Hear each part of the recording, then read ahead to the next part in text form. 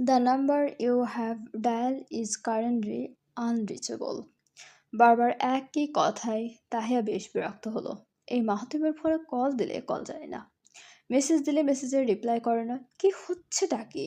হঠাৎ এমন উধাও কেন লোকটা? একবার একবার শুধু ফোনটা ধরুক, সে আচ্ছা মতো বকে দেবে, কিন্তু তার আগে তো ফোনটা ধরতে হবে। এসব ভাবতে ভাবতে হঠাৎই তাহিয়া কেঁদে ফেলল। আর কত সামলাবে একা একা এত কিছু? 3টা বছর তো অনেক বড় বড় ভাব ধরে রেখেছে। আসলেই কি তাই? তাহিয়া এখনো ছোট্ট তাহিয়ায় আছে, সেই নেকি তাহিয়া। তাহিয়া এখন বিড়বিড় করে বলল, সবাই শুধু আমার ওপরই রাগ দেখায়, কেউ একটু আদর করে না আমাকে। শুধু শুধু মেহের আপি একটু বুঝতো আমাকে, সেও নেই। এসব ভাবতে ভাবতেই হঠাৎ মোবাইলটা কর্কশ শব্দ বেজে উঠল। তাহিয়া চোখ মুছে তৎক্ষণাৎ ফোন হাতে নিতেই স্ক্রিনে ভেসে উঠল ভাই। তাহিয়া সামান্য হেসে রিসিভ করে ফোন ধরতেই ওপাশ থেকে ভেসে এলো তুহিনের কণ্ঠস্বর। তাহি, ফার্স্ট স্যালারি পেয়েছি, কি চাই তোর? তাহিয়া সামান্য হাসলো, তারপর বিছানার কাছে গিয়ে আরাম করে বসে বলল, এসো না ভাই, আমার তোমাদের অনেক মিস করি। বাড়িটা পুরো খালি, মনটা খুব পড়ে ভাই। তুহিন হাসলো। তাহিয়া বুড়িও বড় হয়ে গেছে, বলতেই হবে।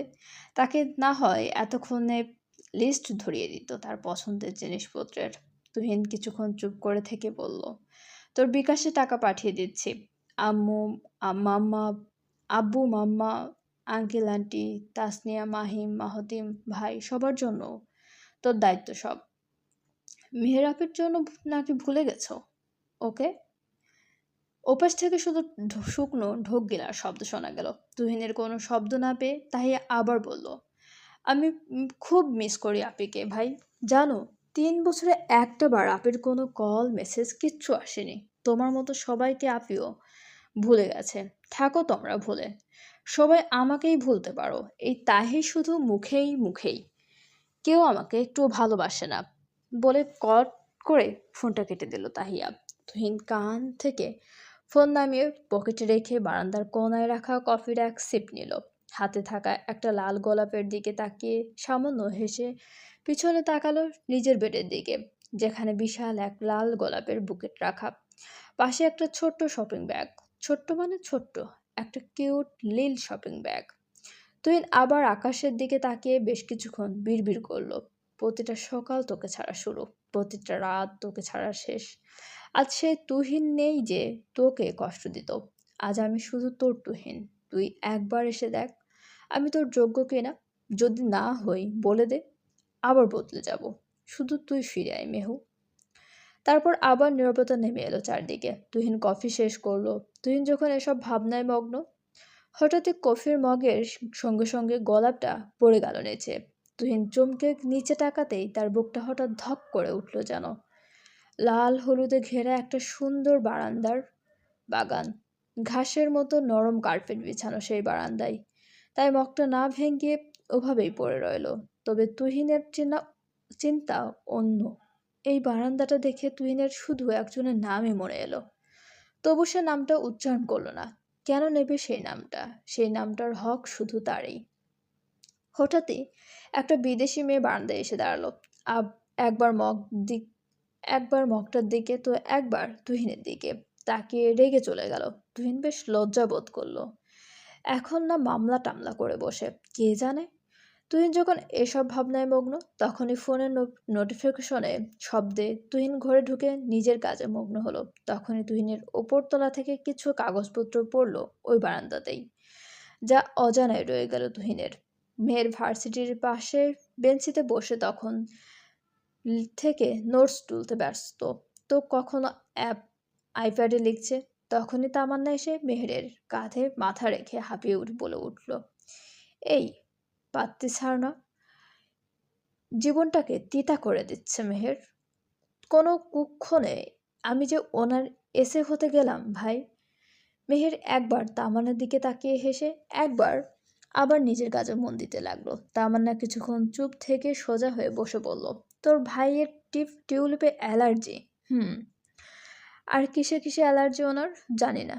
তামান্না বেশ বিরক্ত হলো মেহেরের কথায়, তবু কোনো প্রতিক্রিয়া করলো না। বলতে গেলে মেহেরকে প্রথম যেদিন ভর্তি করাতে আসে সেদিন মাহতিমকে দেখেছিল তামান্না। সেদিনই ক্রাশ নামক বাসটা খেয়ে বসে আছে সে। আর যেদিন দেখলো মেহের তার ক্লাসেই, তখন তো সোনায় সোহাগা। বলতে গেলে তাই মেহেরের সাথে চিপকে থাকে সে।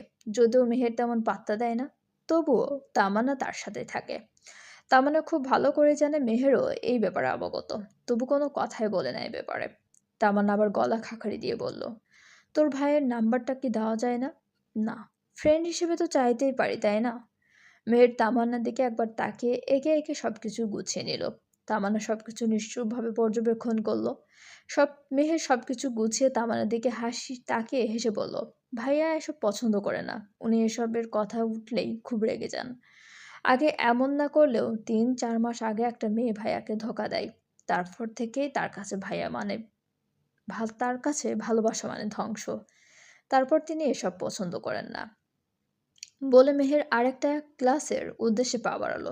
তামান্নাও সেদিকে যেতে যেতে বলল, সবাই তো এক না, এসব ফালতু জিনিসে কেন টানছিস নিজেকে আমার ভাইয়াকে নিয়ে? পড়াশোনা করেছিস, পড়াশোনায় মন দে না। তামান্না বেশ বিরক্ত হলো তাতে। দুটোই এক নিরামিষ। আরে তারা দুজন পছন্দ করে না দেখে সবাই কি তাদের ফিলিং চেপে রাখবে নাকি? আজব কথা। তামান্না তখন কৌতুকের সুরে বললে, তোর ভাইয়ের কাছে তো ভালোবাসা মানে ধ্বংস, তা তোর কাছে কি? মেহের সঙ্গে সঙ্গে থেমে গেল তামান্নার কথায়। কিছুক্ষণ চুপ করে থেকে তাচ্ছিল্যের সুরে বলল, so idiot, so stupid, just looking like a fool, just a fool. Tamanna প্রথমে কিছুটা থতমত খেলেও পরবর্তীতে হেসেও দিল। মেহের তা দেখে আবার পা বাড়ালো। তামান্না হাসি বন্ধ করে মেহেরের পিছু নিয়ে বলল, এত রাগ কেন ভালোবাসার প্রতি? জানি না, চলে আসে। মনে হয় এসবের থেকে পেইনফুল জিনিস থেকে যত দূরে থাকবো তত মুক্তি। আর বিশেষ করে ভাইয়ার অবস্থা দেখে তো আরো বেশি করে বিশ্বাস করি। তামান্না কিছুক্ষণ দুঃখ বিলাসের জন্য মাথায় এদিক ওদিক করলো। কিছুক্ষণ পর হঠাৎই কিছু মনে পড়ার ভঙ্গিতে মেহেরের সামনে এসে মুখ মেহেরের দিকে উল্টো করে দিকে হাঁটতে হাঁটতে বলল, আচ্ছা, তোর তো মনে নেই অতীত, তোর তো অতীত মনে নেই। বাই চান্স যদি তুই কাউকে অতীতে পাগলের মতো ভালোবেসেছিস জানিস, তাহলে কি করবি? মেহেরের পা থমকে গেল এ কথা শুনে। তারপর এসব আজব কথাকে পাত্তা না দিয়ে সিএসসি ডিপার্টমেন্টের বিল্ডিংয়ে ঢুকতে ঢুকতে বলল, আই হোপ এসব পাগলামি আমি করিনি। আমার মনে না হয় না করেছি। I just hope so. বলতে বলতেই ক্লাসে ঢুকে পড়ল মেহের, সাথে তামান্না। মেয়ের ক্লাসে ঢুকতেই আহান নামক তার ক্লাসমেটের মুখ বাংলায় ৫-এর মতো হয়ে গেল। আহান, মেহের, তামান্না এই তিনজনই বাংলাদেশি স্টুডেন্ট, না হয় সবাই অন্য দেশের। আহান আর মেহের তেমন কথা না হলেও তাদের মধ্যে কোল্ড ওয়ার লেগে থাকে। তাদের মধ্যে রিলেশনটা এক প্রকার কম্পিটিশনের বলতে পারো। কখনো কখনো আহান মার্কে এগিয়ে থাকে তো কখনো কখনো মেহের, তবে বেশিরভাগ ক্ষেত্রেই মেহের এগিয়ে থাকে, যার কারণে আহানের জেলাসিটা একটু বেশি। মেহের আহানের এমন প্যাঁচার মতো মুখ দেখেও না দেখে তার পিছনের সিটে বসতেই আহান তাচ্ছিল্যের সুরে বলল, যে পিছনে থাকে সে সারা জীবনে পিছনেই থাকে। পাশে থাকা অস্ট্রেলিয়ান ছেলে তা শুনে বলল, হোয়াট? নাথিং। মেহের তা শুনে সামান্য হেসে আইপ্যাড আর পেন বের করতে করতে তামান্নার দিকে তাকিয়ে বলল, যে জ্বলার সে সারা জীবনই জ্বলতেই থাকে। তন্ময় সেই কখন থেকে মেহেরের ভার্সিটির বাইরে দাঁড়িয়ে আছে। এই ১ মাসে হাতে গোনা কয়েকদিন শুধু দেখা করতে পেরেছে। আজ তার ছুটি, কোনোভাবে ম্যানেজ করে এসেছে আজ কিছুটা সময় কাটানোর জন্য। তন্ময় যখন এসব ভাবনায় ব্যস্ত তখনই তন্ময়ের ফোন বেজে উঠল। তন্ময় না দেখেও ঠিকই বুঝে গেল কে ফোন দিয়েছে। তন্ময় ফোন রিসিভ করে কানে দিতেই ওপাশ থেকে ভেসে এলো মেহরিনের কণ্ঠস্বর, কেমন আছো? খুব ভালো, একটু বেশিও ভালো। তাই এত ভালো থাকার কারণ কি জানতে পারি? আজ দিনটা ছুটি, দলের সাথে ঘুরতে বের হব। সঙ্গে সঙ্গে মেহরিনের হাসিটা উধাও হয়ে গেল। তবে আবার হাসি টেনে তন্ময়কে বলল, তাই কোথায় যাবে? জানি না, ঠিক করিনি। ও আসুক, তারপর না হয় ঠিক করব। আচ্ছা এসব ছাড়ো, তুমি কেমন আছো? মেহরিন দীর্ঘশ্বাস টেনে চোখের পানি মুছে বলল, ভালো। জানো আজ কি হয়েছে? আজ মেহরিন আরও কিছু বলার আগেই তন্ময় উচ্ছ্বসিত কণ্ঠে বলে উঠল, ও আসছে, আমি রাখি, হ্যাঁ, টাটা, আল্লাহ হাফেজ। বলার সঙ্গে সঙ্গে তন্ময় মেহরিনের বাই বলার অপেক্ষা না করে কেটে দিল ফোন। অন্যদিকে মেহরিন চুপ করে দীর্ঘশ্বাস ফেলে মোবাইলটা খাটের ওপর ছুঁড়ে ফেলে বিড়বিড় করলো, অদ্ভুত এই ভালোবাসা। চারপাশের সবাই দেখে আমার চোখের ভাষা, কিন্তু যার জন্য এই চোখের ভাষা সে বুঝতেই চায় না। তন্ময় মেহেরকে দেখে মেহেরের দিকে এগিয়ে গেল। মেহের তন্ময়কে দেখে বেশ অবাক হলো, তবে কিছু না বলে ঠোঁটে সামান্য হাসি টেনে বলল, ভালো আছেন? ভালো। আপনি? জি ভালো। আজকে কি ফ্রি আছেন? আসলে 1 মাস হলো এই দেশে এসেছি, কিন্তু দেশটা ঘোরাই হয়নি, তাই ভাবলাম আজকে একটু ঘুরবো। ও আচ্ছা, যাবেন? মেয়ের কি বলবে তা ভেবে পাচ্ছে না। হ্যাঁ বলা উচিত নাকি না, তবে সত্যি কথা বলতে তার ভালো লাগছে না। তবে না বলে দেওয়াটাও ভালো বোধ করছে না। মেহের কি ভাবছে, কি ভাবে, কি করবে ভেবে পাচ্ছে না। তখনই তামান্না মেহেরকে তাড়া দিয়ে বলল, কি রে দাঁড়িয়ে আছিস কেন? আমাকে তাড়া দিয়ে এখন নিজেই দাঁড়িয়ে আছিস, আজব। মেহের যেন কোনো কিছু ছুতো পেল, সঙ্গে সঙ্গে সামান্য হেসে হাতের ঘড়ি দেখিয়ে বলল, হ্যাঁ হ্যাঁ হ্যাঁ তো আমার না অনেক গুরুত্বপূর্ণ কাজ আছে তন্ময়। আ আমি যাই, হ্যাঁ? তন্ময় একবার তামান্নাকে তো একবার মেহেরকে দেখে সামান্য হেসে বলল, ডিরেক্ট না করে দিতে, তবে আজ আমি তোমার সাথেই ঘুরবো। বলার সাথে সাথে মেহেরের হাত শক্ত করে ধরে তন্ময় হাঁটতে থাকলো। অন্যদিকে তামান্না খুব মুখ বেজার করে মেহেরের দিকে ইশারায় ঠোঁট উল্টে বলল, আমার কিছুই করার নেই। মেহের এত বেশ বিরক্ত হলো, একবার তন্ময়ের দিকে তো একবার তার হাতের দিকে তাকিয়ে বলল, কিসের অধিকার দেখাচ্ছেন সেটাই তো বুঝতে পারলাম না। তন্ময় কোনো রকম উত্তর না দিয়ে ঘড়িতে সময় দেখতে দেখতে হাঁটতে থাকলো।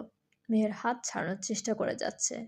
যত রকম পদ্ধতি আছে, তবে একজন আর্মির হাত আর সাধারণ মানুষের হাত কি সমান?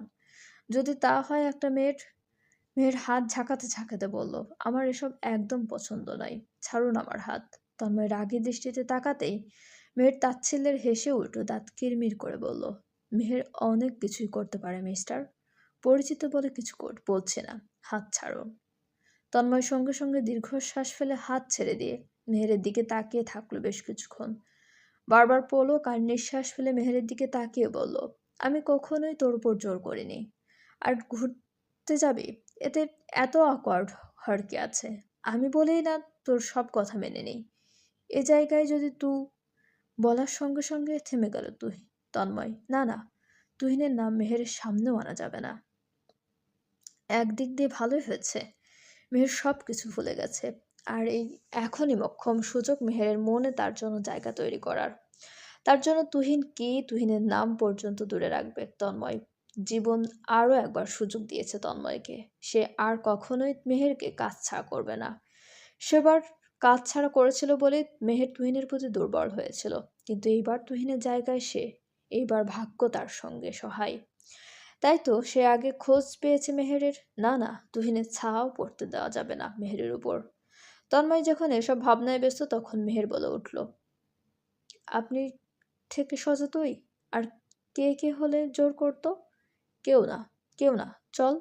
আমি যাব না, আর এখন তো আরো আগেই যাব না। শুনে রাখুন, আমি আমার মন ছাড়া কারো কথা শুনে না, কারো না। বলে মেহের যখনই উল্টো পথে পা বাড়াতে যাবে, তখনই আবার তন্ময় মেহেরের হাত ধরে থামিয়ে দিয়ে বলল, সরি। মেহের এসব পরোয়া না করে হাত ছাড়িয়ে নিল তন্ময়ের কাছ থেকে। তন্ময় তা দেখে দেরি না করে ফটাফট বলে ফেলল, ছোট মানুষ নন আপনি, সব বোঝেন। হয়তো আমার বারবার আপনার কাছে আসার কারণটাও বোঝেন, নাকি বোঝেন না? যদি না বুঝে থাকেন তাহলে আমি ক্লিয়ারলি বলে দিই, আমি আপনাকে পছন্দ করি ছোটবেলা থেকেই। মেহের চমকালো, ভড়কালো, কি? এটা প্রপোজ করছে, না জানাচ্ছে, না কি করছে তা বুঝতে পারল না মেহের। তন্ময় এক দৃষ্টিতে তাকিয়ে থাকা দেখে মেহের আরো বেশি ইতস্তত বোধ করলো। মেহের আর কিছু না ভেবে তন্ময়ের হাত থেকে নিজের হাত ছাড়িয়ে কোনো রকমে পালিয়ে চলে গেল।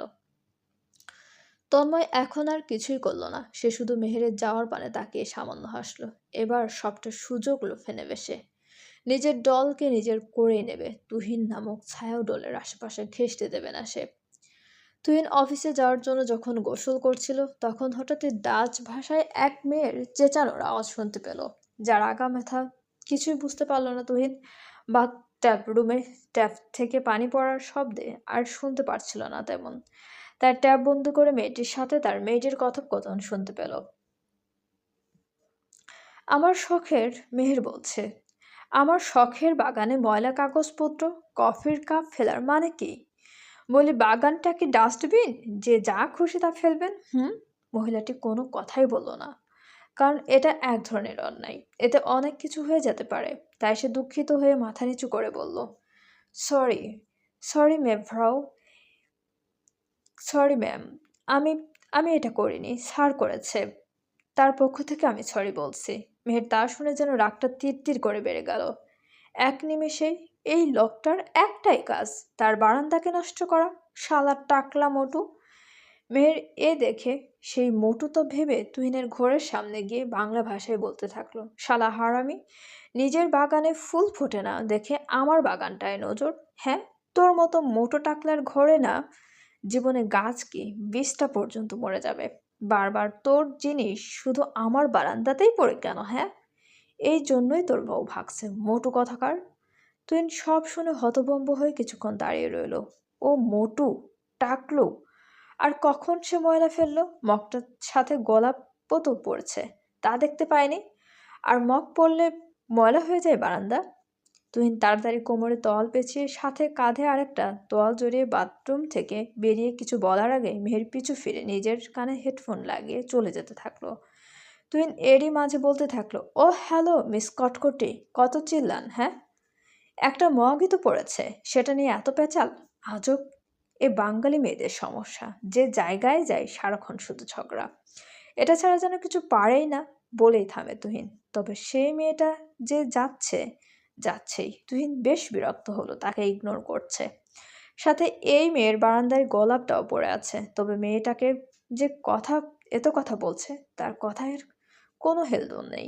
কি মেয়ে রে বাবা! মেহের কানে হেডফোন লাগিয়ে হাঁটছে তো হাঁটছেই। তুহিন সেই কখন থেকে চেঁচাচ্ছে যে চেঁচাচ্ছেই। শেষমেশ না পেরে ঠাস করে দরজা বন্ধ করার সঙ্গে সঙ্গেই এনাম কান থেকে হেডফোন খুলে মেহেরকে পিছনে তাকাতে বলল। মেহের পিছনে ভুরু কুচকে তাকিয়ে কাউকে না দেখতে পেয়ে আবার ভুরু কুচকে এনামের দিকে জিজ্ঞাসু দৃষ্টিতে তাকিয়ে বলল, কি? না মানে যেখানেই যান সেখানেই কি ঝগড়া করার জন্য যান নাকি? মেহের কড়া দৃষ্টিতে কিছুক্ষণ তাকিয়ে আবার চোখ ছোট ছোট করে তাকিয়ে আঙ্গুল উঁচিয়ে বলল, আমি যেখানেই যাই সেখানেই কি আসতে হয় আপনার? ফলো করছেন? লা হাওলা ওয়ালা কুওয়াতা ইল্লা বিল্লাহ। আপনাকে পিছু আমি? বাবা, বাবারে, বিপদকে কাঁধে নিয়ে ঘুরতে চাই বাবা। ঠিক বিপদের বাড়িতেও থেকে লাভ নেই, তাই না? বের করে দেই ভাইয়াকে বলে। এনাম এবার সব দাঁত বের করে হেসে সামনের মাথার চুল টেনে বলল, এই অ্যাপার্টমেন্টে বাংলাদেশি একজন ইঞ্জিনিয়ার থাকে, সফটওয়্যার ইঞ্জিনিয়ার। আমাদের ইনভেস্টিগেশন অনুযায়ী উনি একটা অ্যাপ বানিয়েছে যেটা আমার ইনভেস্টিগেশনের কাজে লাগবে, তাই এসেছি পিছু করতে না, বলে মেহেরকে পাশ কাটিয়ে চলে গেল। তবে মেহেরের মনে পড়ল আরেক মুসিবত। বাংলাদেশি মানে? এখানে তো আফ্রিকান একটা লোক থাকে, তাহলে বাংলাদেশি এলো কোথা থেকে? ধুর, তার জেনে কি লাভ? যে অন্যায় করেছে তাকে কথা শুনিয়ে এসেছে, বেশ করেছে। যখন সে রেগে মেগে বাসায় ফিরল তখন লিনি, তাদের বাসার মেইড, এসে বলে এই তলা থেকে নাকি তার বাগানে কাগজপত্র সহ আরো অনেক কিছু ফেলেছে। তা শুনে মেহের কাঁধ থেকে ব্যাগ নামিয়ে নিজের বারান্দার বাগানের এমন অবস্থা দেখে না খেয়ে না ফ্রেশ হয়ে সোজা অ্যাপার্টমেন্টে চলে আসে। এসব চিন্তা একপাশে সরিয়ে রেখে মেহের আবার কানে হেডফোন লাগিয়ে বাসার উদ্দেশ্যে রওনা দিল। মাহতিম বাসায় এসেছে প্রায় অনেকক্ষণ, মেহেরকে না দেখতে পেয়ে এখানে বসে আছে। তবে শান্তিতে বসে থাকাটা তার কপালে নেই। বারবার তাহিয়ার মেসেজে অতিষ্ঠ হয়ে উঠেছে সে। তার জন্য বুকটা যেমন পড়ছে ঠিক তেমনই রাগও হচ্ছে। না পারছে সম্পূর্ণ ইগনোর করতে, না পারছে ব্লক করতে, না পারছে নিজেকে সামলাতে। তখনই দরজা খোলার শব্দে সেদিকে তাকাতেই সামান্য হাসলো মাহতিম। মেহেরও হাসি বিনিময় করে হাতের ঘড়ি দেখে বলল, অসময়ে বাসায় কি কিছু হয়েছে আপনার? মাহতিমের কথা শুনে সামান্য হাসে। মেহেরের স্মৃতি হয়তো চলে গেছে, কিন্তু তার প্রতিটা জিনিস কিভাবে যেন বুঝে যায়, এটাকেই হয়তো বলে রক্তের টান। তবে মাহতিম তা আড়াল করে মেহেরকে সামনের চেয়ারে বসতে বলে। মেহেরও কোনো প্রকার দ্বিধা না করে বসতেই মাহতিম মুখে হাসি জোর করে টেনে বলল, তোর কি ঠান্ডা লেগেছে নাকি? গলা এমন কেন তোর? আর তুই কি তোর ফ্রেন্ডকে আমার নাম্বার দিয়েছিস? মেহের একসঙ্গে দুটো প্রশ্ন শুনে কিছুক্ষণ চুপ করে থেকে বলতে শুরু করলো, গলা ভেঙে গেছে সামান্য, আর আমি কেন আপনার নাম্বার দিতে যাব? আমি এসবের মধ্যে নেই। উহুম। মাহাতিম বলে বলে কিছুক্ষণ থেমে আবার মেহেরের দিকে তাকিয়ে বলতে লাগলো, মেহু, ওকে বলে দিস আমার পিছনে যেন না ঘুরতে। না হয় ওর মা বাবার কাছে বিচার দিতে আমার সময় লাগবে না। আমার এসব একদম পছন্দ নয়। কি বলেছে বুঝতে পারছিস? মেহের সঙ্গে সঙ্গে মাথা নাড়ল। মেহের তো দেয়নি, তাহলে গেল কিভাবে তামান্নার কাছে? তখনই তার ভাবনার সুতো কাটলো মাহাতিমের ফোনে আবার টুং শব্দে। নোটিফিকেশন বাজতেই তুহিনের দুজনের নজর সেদিকে গেল। মাহাতিম একবার মেহেরকে দেখে ফটাফট মোবাইলের স্ক্রিনটা বন্ধ করে তৎক্ষণাৎ চলে গেল। মেহের তা দেখে সামান্য হেসে বিড়বিড় করে বলল, নেকি বউ, নামটা সুন্দর। ভোর। নামটা সুন্দর হওয়ার সঙ্গে সঙ্গে প্রকৃতিটাও খুব সুন্দর, যেন এক নতুন শুরু পুরনো জিনিসের মাঝেই। এই যে সূর্যটা কিন্তু রাগ করে চলে যায়, কিন্তু আবার ফিরে আসে প্রকৃতির টানে, আবার আপন করে নিতে, যেন সূর্য তার অপেক্ষা করে। তো কখন সে তার প্রকৃতিকে রাঙিয়ে তুলবে নিজের আলোতে, তার আলোয় হয়ে উঠবে প্রকৃতি আবার রঙিন। মেহের নামাজ পড়ে বাগানে পানি দিতে দিতে সামান্য গুনগুন করছে। এই পরিবেশটা মেহেরের বড্ড পছন্দ, কেন তা সে জানে না। তবে সবুজের মাঝে রঙিন ফুলগুলো তাকে টানে বারংবার। তাকে এক প্রকার গাছপ্রেমিকও বলা যায়। তাই তো ভাইয়াকে বলে সবচেয়ে বড় বারান্দাটাই তার নামে করে দিয়েছে। আরো 10টা গাছ অর্ডার করে এসেছে, কবে আসবে কে জানে। মেহের যখন গাছের যত্ন নেওয়ায় ব্যস্ত, তখনই কারো কণ্ঠ ভেসে এলো তার কানে। মেহের এক প্রকার মুগ্ধ হলো সেই কণ্ঠে। শুধু মুগ্ধ না, যেন অন্য পৃথিবীতে হারিয়ে গেল এক মুহূর্তের জন্য। মেহেরের ওপরে উকি দিয়ে বারবার সেই লোকটাকে দেখার চেষ্টা করলো, তবে কিছুটা অন্ধকার হয়, সবকিছু পরিষ্কার দেখতে পেল না। শুধু কানে ভেসে আসছে গানের লাইনগুলো। একা রাত, বাঁকা চাঁদ, লাগে না ভালো, রেয়ার, নেই রোদ, নেই রং, জানি নেই কিছুই করার, পড়ছে মনে মুখের আদল, ভাঙে বুক, ভাঙছে পাহাড়, মন মাঝিরে বল না কোথায়, মন মাঝিরে আয় ফিরে আয়, আয় ফিরে আয়, আয় ফিরে আয়, আয় ফিরে আয়। অ্যামেজিং, মেহের বলে। চলবে, গল্পটা আপনাদের কেমন লাগছে অবশ্যই আমাদেরকে কমেন্ট করে জানাতে ভুলবেন না। সবাই কি ভাবতে পারছেন কতটা ইন্টারেস্টিং হইতে চলছে তুহিন আর মেহেরের নেক্সট মিট? গেস করুন তো কেমন হইতে পারে। আর গল্পটি ভালো লাগলে সবাই প্লিজ চ্যানেলটি সাবস্ক্রাইব করুন এবং গল্পটি আপনাদের পছন্দের মানুষগুলোর কাছে শেয়ার করুন। আর চ্যানেলের সঙ্গে থাকার জন্য সবাইকে অনেক অনেক বেশি ধন্যবাদ।